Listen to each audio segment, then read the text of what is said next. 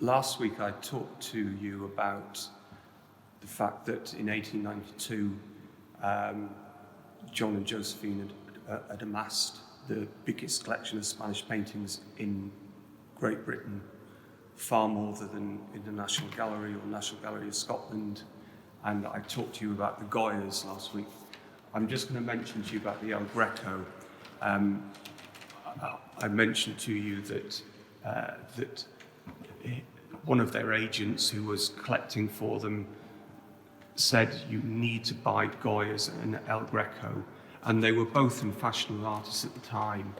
And this picture is so heavily in demand all around the world because it's a magnificent painting, and even today in the 21st century I just find it completely remarkable because it's extraordinary. And if often you can, in art historical terms, you can trace where artists have come from, with El Greco, he came from nowhere, and even today in the 21st century he's extraordinary. There's no precedent for this type of art.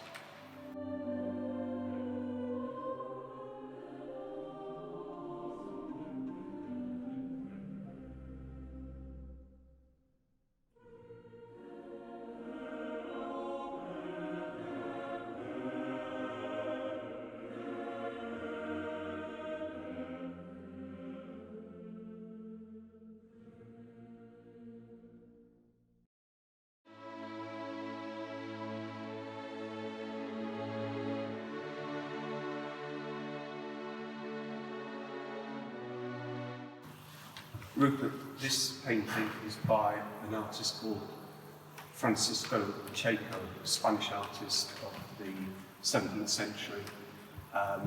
He was famous in his time because he wrote a book about composition of paintings.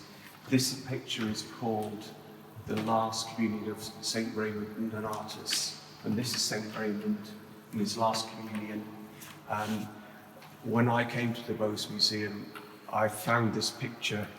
It wasn't in this frame, it was actually folded up off canvas, and I was fascinated by it. I didn't know who it was by, what it was about. But what fascinates me about this, Pacheco wasn't a brilliant artist, he was very talented. But this painting is dated, if you look here, it's dated 1611.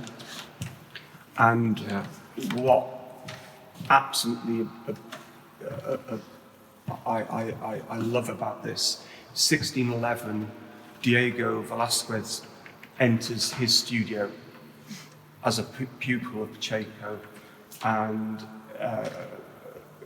Pacheco ended up being his father-in-law because Velázquez married his daughter.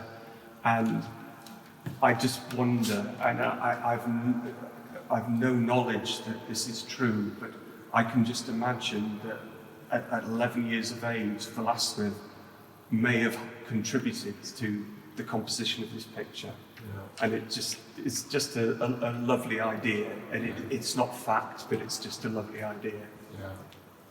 Yeah, lovely glossy black wings. I suppose that's death, is it? Yeah. Yeah.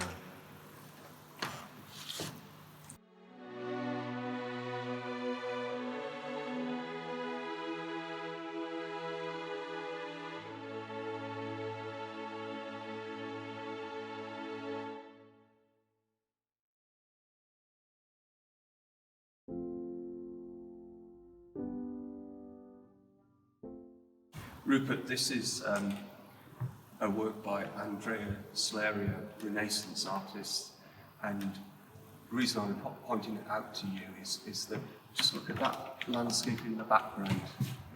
And he was a teacher of Leonardo da Vinci, so we don't have da Vinci in the collections, but you can see here the influence that he had on his work. Actually, interestingly, giving that depth of field is something I saw again and again on altarpieces, the backgrounds, those views that give the sense of a landscape disappearing into the Absolutely, breaking through. completely. It's lovely. Absolutely, completely. But you can see in terms of the detail and the precision of this work that Leonardo would have picked that up as a pupil. Yeah, no, magnificent.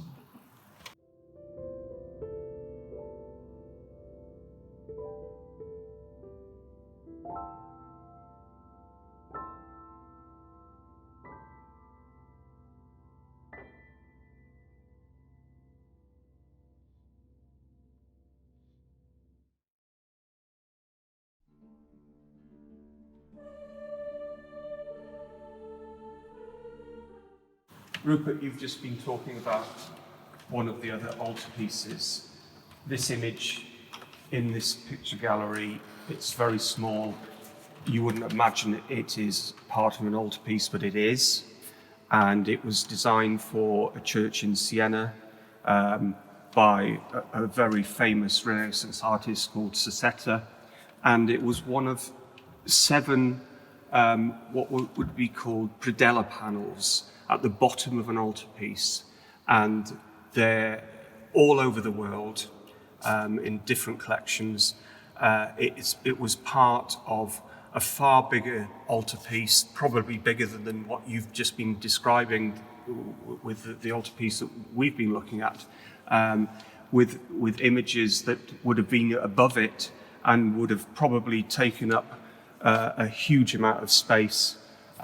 We know where they all are. There are images like this in Budapest and in Australia, all over the world. But this, again, is one of the prime examples of the collecting of John Bowes.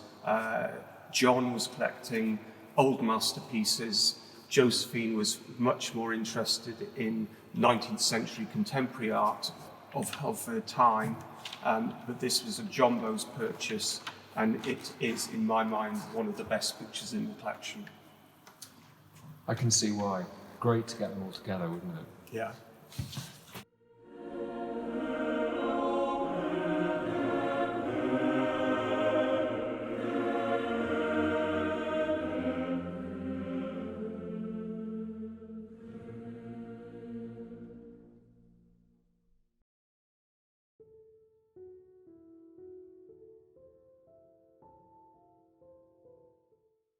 Rupert, this is again one of my favourite paintings in the collection.